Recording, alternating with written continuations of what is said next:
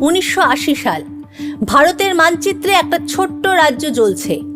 আগুনে নয়, বন্যায় নয়, জ্বলছে বিশ্বাসঘাতকতায়, ষড়যন্ত্রে আর এমন এক গোপন যুদ্ধে যার কথা তখন কেউ জানতো না, আজও অনেকে জানে না। আর সেই রাজ্যটার নাম মণিপুর। একসময় এটা ছিল স্বাধীন এক রাজ্য, নিজের ভাষা, নিজের রাজা, নিজের সংসদ নিয়ে। কিন্তু 1949 সালে এক শোয়ের মাধ্যমে সব বদলে গেল। মণিপুর হয়ে গেল ভারতের একটা অংশ।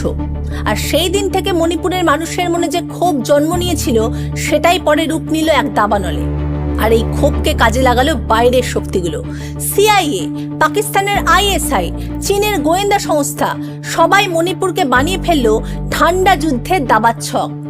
আজকের এই গল্পে আছেন ইন্দিরা গান্ধী, যার একটা সিদ্ধান্ত লাখো মানুষের জীবন বদলে দিয়েছিল। আছেন আর.এন. কাও, ভারতের সবচেয়ে রহস্যময় গোয়েন্দা প্রধান, যাকে কেউ চিনত না, কিন্তু দেশের প্রতিটি বড় সিদ্ধান্তের পেছনে ছিল তার ছায়া। ইতিহাস বই এই গল্প লেখেনি, সরকারি ফাইল এখনো বন্ধ, কিন্তু আজ আমরা সেই বন্ধ দরজা খুলব। তো চলুন বেশি দেরি না করে শুরু করা যাক আমাদের আজকের ভিডিও, অপারেশন মণিপুর। মণিপুর মানে শুধু একটা রাজ্য নয়, এটা একটা সভ্যতা। কমপক্ষে 33 খ্রিস্টাব্দ থেকে এখানে মণিপুরি রাজবংশের শাসন ছিল। নিজস্ব ভাষা, নিজস্ব সংস্কৃতি, নিজস্ব সংসদ, সব কিছু ছিল এখানে। কিন্তু 1947 সালে ব্রিটিশরা চলে যাওয়ার পর ঘটনা অন্যদিকে মোড় নেয়। প্রথমে 1947 সালে মণিপুরের মহারাজা বোধচন্দ্র সিং ভারতের সাথে ইনস্ট্রুমেন্ট অফ অ্যাকসেশন সই করেন। এতে শুধু প্রতিরক্ষা, বিদেশ নীতি আর যোগাযোগ ভারতের হাতে গেল, বাকি সব ক্ষমতা মণিপুরের কাছেই থাকলো। কিন্তু তারপর এলো 1949 সাল। ভারত সরকার মহারাজাকে ডাকলো শিলংয়ে। সেখানে যা হয়েছিল তা নিয়ে ইতিহাসবিদরা আজও বিতর্ক করেন। অভিযোগ আছে মহারাজকে চাপের মুখে মার্জার এগ্রিমেন্টে সই করতে বাধ্য করা হয়েছিল। এই একটি সইয়ের মাধ্যমে মণিপুর হয়ে গেল ভারতের একটি অংশ, পার্ট সি স্টেট। মণিপুরীদের চোখে এটা ছিল তাদের স্বাধীনতার মৃত্যু। এই ক্ষোভ থেকেই জন্ম নিল বিচ্ছিন্নতাবাদী আন্দোলন। 1964 সালে তৈরি হলো ইউএনএলএফ। এরপর 1977 থেকে 1980 সালের মধ্যে জন্ম নিল আরো বেশ কয়েকটি সশস্ত্র গোষ্ঠী, পিএলএ, পিআরইপিএকে অ্যান্ড কেসিপি। এই গোষ্ঠীগুলোর একটাই লক্ষ্য ভারত থেকে আলাদা হয়ে স্বাধীন মণিপুর গড়া, এবং এই সুযোগটাই কাজে লাগালো বাইরের শক্তিগুলো। চীন এবং পাকিস্তানের আইএসআই মণিপুরি বিচ্ছিন্নতাবাদীদের প্রশিক্ষণ দেওয়া শুরু করলো। 1956 সাল থেকেই পাকিস্তানের আইএসআই নাগা বিদ্রোহীদের অস্ত্র ও সাহায্য দিয়ে আসছিল। চীন সেই একই পথে হাঁটলো, বার্মার ভেতর দিয়ে অস্ত্র আর প্রশিক্ষণ পাঠাতে লাগলো। মণিপুর তখন শুধু একটা রাজ্য নয়, হয়ে উঠল একটা ভূ রাজনৈতিক যুদ্ধক্ষেত্র। 1947 সালের পর থেকেই ভারত ছিল আমেরিকা আর সোভিয়েত ইউনিয়নের টানাটানির মাঝে। ভারত নেহেরুর নেতৃত্বে জোট নিরপেক্ষ নীতি নিয়েছিল, কিন্তু বাস্তবে পরিস্থিতি ছিল অনেক জটিল। সিআইএ এর ভারতে উপস্থিতি ছিল একেবারে শুরু থেকেই। 1949 সালে ভারতীয় গোয়েন্দা প্রধান টি.জি. সঞ্জীব সিআইএর সাথে মিলে কমিউনিস্ট চীনকে নজরদারি করতেন। চীন তিব্বত দখল করার পরে সিআইএ তিব্বতী প্রতিরোধ যোদ্ধাদের সাহায্য করেছিল ভারতের মাটি থেকে। উড়িষ্যার চারবাটিয়ায় একটি গোপন সিআইএ সামরিক ঘাঁটি ছিল, যেখান থেকে ইউ-2 গুপ্তচর বিমান চীনের ওপর দিয়ে উঠত। এই পুরো ছবিটা বুঝলে বোঝা যায় ভারত একটি স্বাধীন দেশ হলেও তার গোয়েন্দা ব্যবস্থা এবং নিরাপত্তা কাঠামোর সাথে সিআইএর সম্পর্ক ছিল গভীর। কিন্তু সমস্যাটা হলো সিআইএ একই সাথে পাকিস্তানকেও সমর্থন করত, আর পাকিস্তান চাইতো ভারতকে দুর্বল করতে। এই দ্বৈত খেলায় ভারতের উত্তর পূর্বে আগুন জ্বালিয়েছিল। 1980-র দশকে পরিস্থিতি আরো জটিল হলো।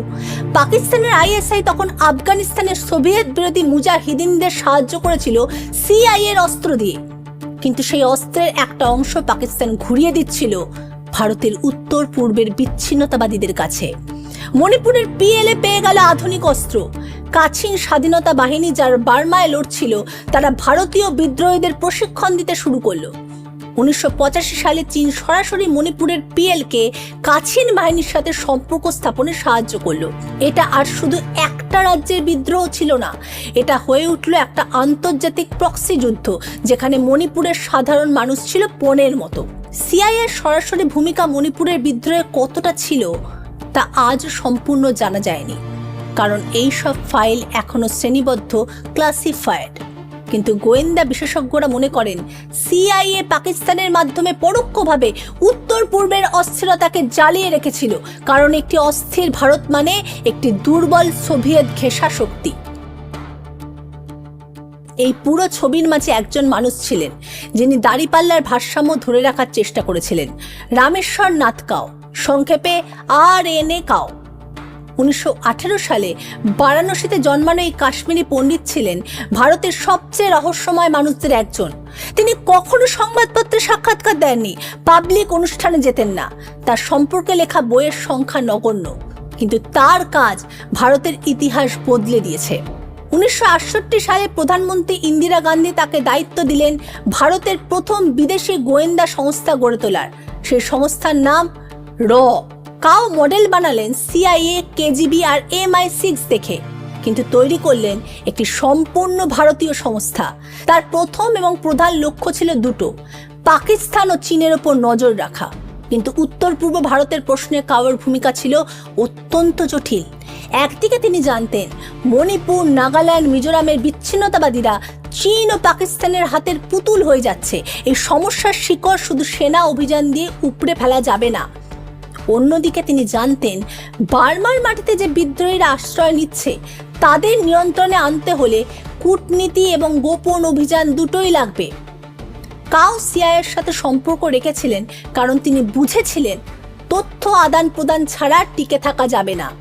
কিন্তু তিনি এটাও জানতেন যে সিআইএ এবং পাকিস্তানের ISI একই সুতোয় গাঁথা, তাই তিনি সেই সম্পর্ককে কখনো সম্পূর্ণ বিশ্বাস করেননি। কাওয়ের গোয়েন্দা দলকে বলা হতো কাও বয়েস, এক অসাধারণ দক্ষ বিশ্বস্ত অফিসারদের দল। ভারতে উত্তর পূর্বের রয়ের কাজ ছিল মূলত 3টি স্তরে। প্রথমত, বিদ্রোহী গোষ্ঠীগুলোর ভেতরে গুপ্তচর বসানো, যাতে তাদের পরিকল্পনা আগে জানা যায়। দ্বিতীয়ত, বার্মা সরকারের সাথে গোপন আলোচনা, যাতে বার্মার মাটিতে থাকা ভারতীয় বিদ্রোহীদের বিরুদ্ধে ব্যবস্থা নেওয়া যায়। তৃতীয়ত, বিদ্রোহী নেতাদের মধ্যে বিভেদ তৈরি করা, যাতে তারা একজোট হয়ে শক্তিশালী না হতে পারে। কিন্তু 1977 সালে জনতা সরকার আসার পর কাউকে জোর করে র থেকে বের করা হলো। নতুন প্রধানমন্ত্রী মোরারজি দেশাই মনে করতেন র অতিরিক্ত ক্ষমতা ধরে ফেলেছে। রয়ের কাজ প্রায় থেমে গেল, বিদ্রোহীরা সুযোগ পেয়ে গেল। তারপর 1980 সালে ইন্দিরা গান্ধী আবার ক্ষমতায় ফিরলেন। 1980 সাল, ইন্দিরা গান্ধী সবে ফিরে এসেছেন। দেশের অবস্থা নাজুক, মণিপুরে তখন আগুন জ্বলছে।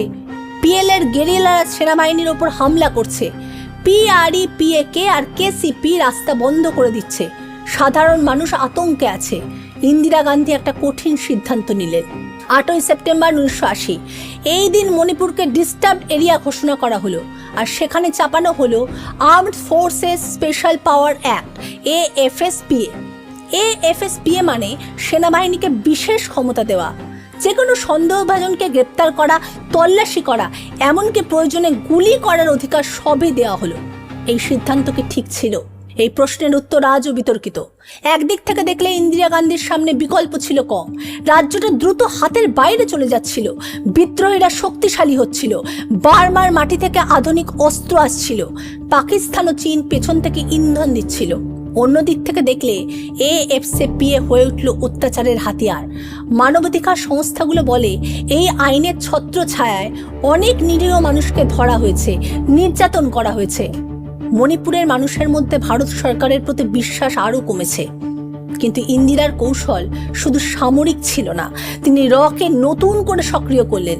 কাও আবার ছায়া থেকে বেরিয়ে এলেন, এবার রাজীব গান্ধীর নিরাপত্তা উপদেষ্টা হিসাবে। রর মণিপুর মিশন আবার শুরু হলো। গোয়েন্দা তথ্যের ভিত্তিতে সেনা অভিযান পরিচালনা করা হলো। বিদ্রোহী নেতাদের সাথে গোপন আলোচনাও হলো। কাউকে কাউকে আত্মসমর্পণে রাজি করানো হলো। কেউ কেউ মূল ধারার রাজনীতিতে এলো। বার্মার মাটিতে থাকা বিদ্রোহী ঘাঁটিগুলো ধ্বংস করতে ভারত মিয়ানমার গোপন সহযোগিতা শুরু হলো। 1995 সালে অপারেশন গোল্ডেন বার্ড মিজোরাম সীমান্তে বিশাল অস্ত্র চালান ঠেকানো হলো, কারণ আগেই তথ্য পেয়েছিল।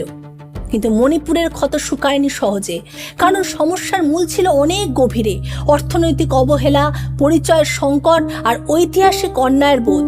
যতদিন সেই ক্ষত না সারে ততদিন কোনো সামরিক অভিযান টেকসই শান্তি আনতে পারে না।